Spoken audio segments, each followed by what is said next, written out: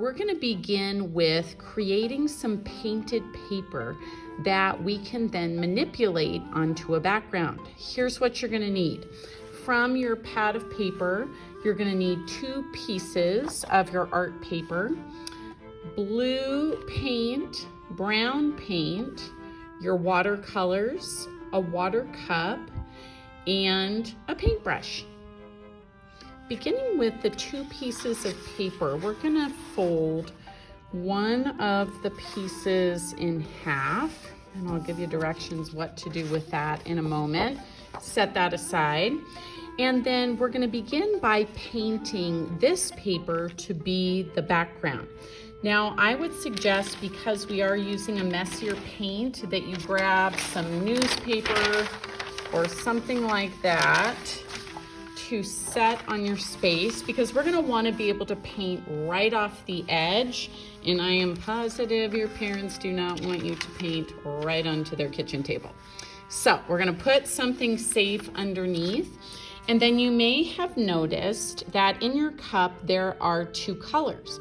That's because we're using a painting technique called double loading. So we're literally putting 2 colors on our brush and letting them kind of blend together on the paper. It is a more textured type of painting. So we're going to be painting the sky. And you can choose the orientation. You can have your art go this way, landscape, or this way, portrait. I would like you to decide now, because when we paint the background, we want to think about the sky kind of having movement, or your brush strokes moving like wind would. We don't want to paint lines that go up and down so your eyes go in an unnatural way over the landscape. So either way is up to you. I think I might go this way. So I'm going to show you my process with double loading the background, the entire thing now.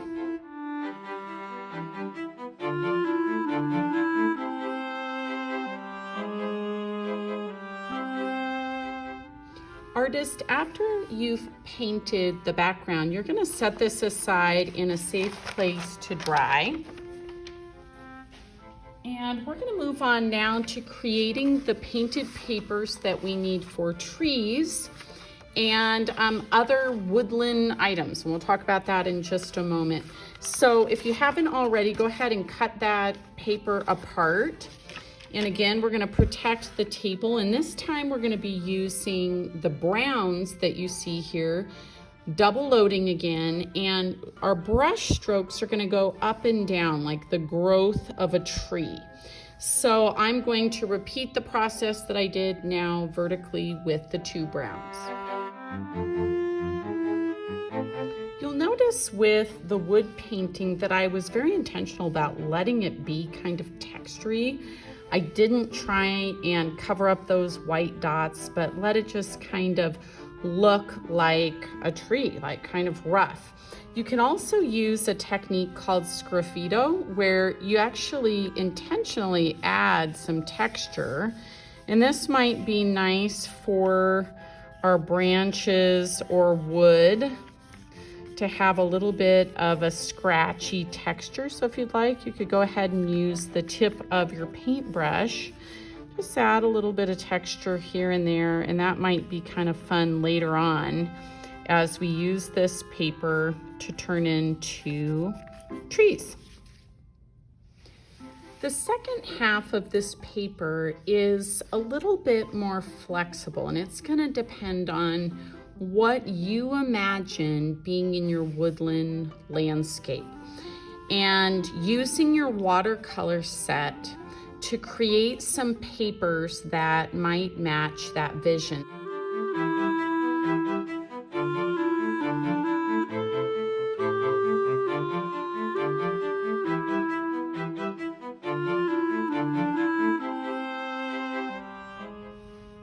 So as you can see, boys and girls, I've created just sort of some watercolor paper playing around with different colors. So I'm imagining that I might be able to, after this dries, cut some of that scrubby plant from here.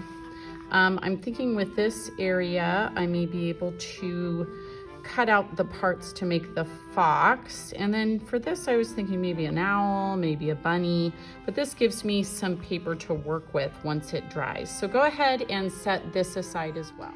Once your background is dry, you can move on to the next step, which is to create some layered snow. Now, I didn't have you tear this out of your pad of paper earlier because I was really hoping it would stay white. So now that your area is dry and hopefully clean, you can grab another piece of paper, and we're gonna be creating some layers of snow, and there's a couple different options that I want to show you. One option is that you can cut sort of hill shapes with scissors, and that's going to give you a really smooth appearance. I could cut another layer of some kind. This hill is going to go like this. And then notice what I do here. I'm going to tuck that layer underneath the other one. You can see already I've created a little bit of an illusion of space, of foreground and the middle ground. The other option that some of you might like, if you prefer a more textured feel, is instead of cutting, you could actually use tearing. And this is going to create more of a soft looking snow, slightly translucent as the paper rips. It kind of rips through the two layers. And so that's another option for how you could do this. Once you have a plan, consider that you can sort of play with where your layers go. You can make adjustments. One thing I had considered doing with some of my scraps, which I'm also going to keep because I might figure out something I want to make with this, is I thought about maybe making a moon. Now you of course could skip this or do something similar or not. I'm thinking sort of an evening time image, and so I might want a moon.